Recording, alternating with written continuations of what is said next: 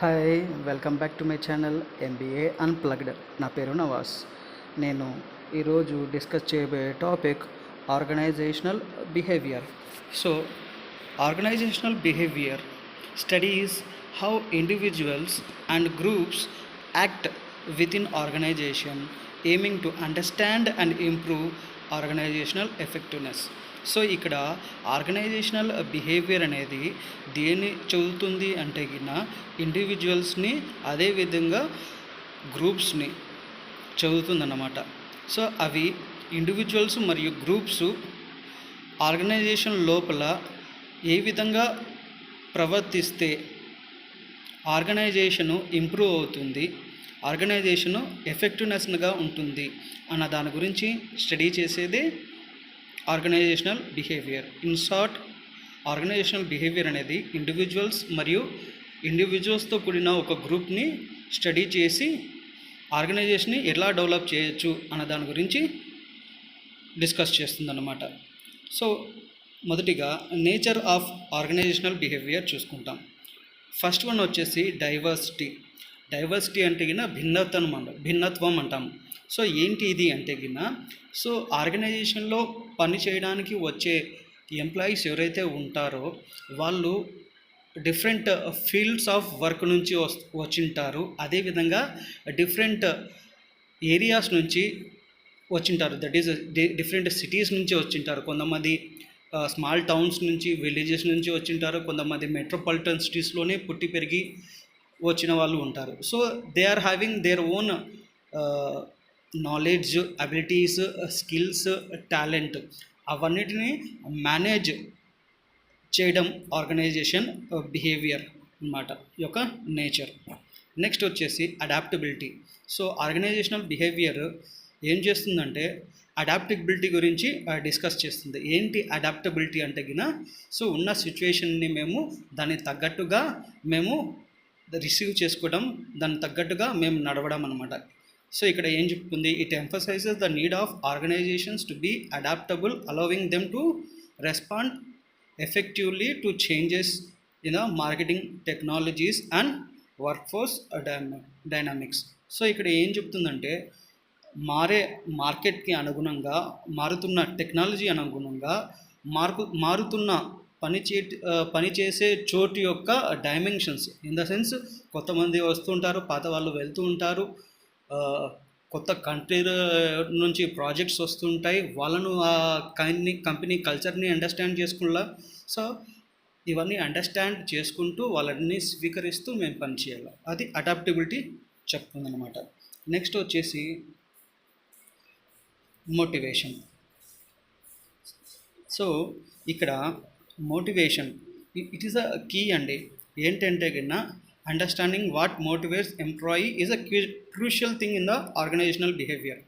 So అది ప్రొడక్టివిటీని డైరెక్ట్గా ఇన్ఫ్లుయెన్స్ చేస్తుంది అన్నమాట.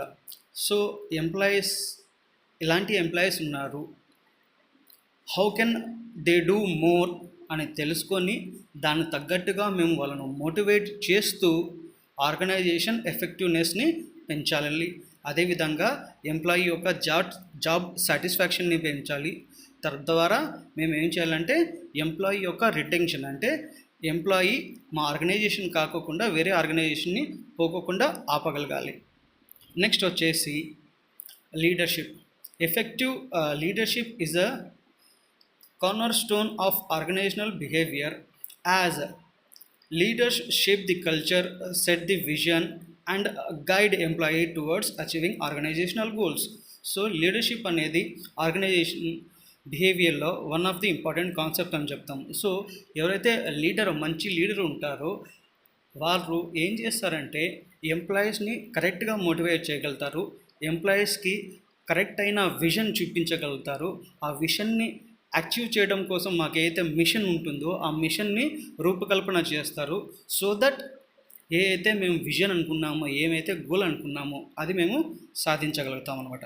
నెక్స్ట్ వచ్చేసి communication. This is the most important thing అండి. మేము ఏమనుకుంటున్నామో, మేము ఏం ఆలోచిస్తున్నామో అది మా యొక్క ఎంప్లాయీస్కి క్లియర్ కట్గా మేము చెప్పగలగాలి, వాళ్ళు అర్థం చేసుకోగలగాలి ఎంప్లాయీస్. సో ఆ విధంగా మేము ప్రతి చిన్న విషయం కూడా క్లియర్గా ఎంప్లాయీస్కి అర్థమవుతుందా లేదా అని చెప్పగలగాలి. అదేవిధంగా మేము ఎటువంటి ఛానల్స్ని యూస్ చేస్తే, ఎటువంటి మాధ్యమాలను మేము యూస్ చేస్తే వాళ్ళకి అర్థమవుతుందో తెలుసుకొని అటువంటి మీడియాని మేము యూస్ చేసుకొని వాళ్ళను ఎఫెక్టివ్గా కమ్యూనికేట్ చేయగలగాల, కొలాబరేట్ చేయగలగాల. అదేవిధంగా ఎటువంటి మిస్అండర్స్టాండింగ్ లేకోకుండా లేదా తక్కువ మిస్అండర్స్టాండింగ్తో అది ప్రాపర్గా కమ్యూనికేట్ అయ్యే విధంగా చూడగలగాల. నెక్స్ట్ వచ్చేసి ప్రొడక్టివిటీ. సో ఆర్గనైజేషనల్ బిహేవియర్ ఎక్కువ ప్రొడక్టివిటీ పెంచడానికి ఏ అయితే చర్యలు అవసరం ఉంటుందో ఆ చర్యల గురించి ఆలోచిస్తుందన్నమాట. సో అటువంటి వర్క్ ఎన్వైర్న్మెంట్ని క్రియేట్ చేస్తుంది so that they can easily understand the work and effortlessly do that work అనమాట. నెక్స్ట్ వచ్చేసి well being. So employee well being is a focus area in organisational behaviour with the understanding that a healthy work life balance. So work life balance అనేది చాలా చాలా important అండి. So when the employee free from his brain, so బ్రెయిన్లో ఎటువంటి ఆలోచన లేదు, tensions లేదు family గురించి. సో నేను ఫ్యామిలీకి సరిగ్గా టైం ఇవ్వలేకపోతున్నాను, ఫ్యామిలీకి కావాల్సిన అమౌంట్ ఇవ్వలేకపోతున్నాను, అలానే ఆలోచనలు ఉంటే గిన అతను వర్క్ చేయలేడు. సో ఆ ఆలోచనలన్నీ దూరం చేసేది కాన్సెప్ట్ వెల్ బీయింగ్ కాన్సెప్ట్ అనమాట.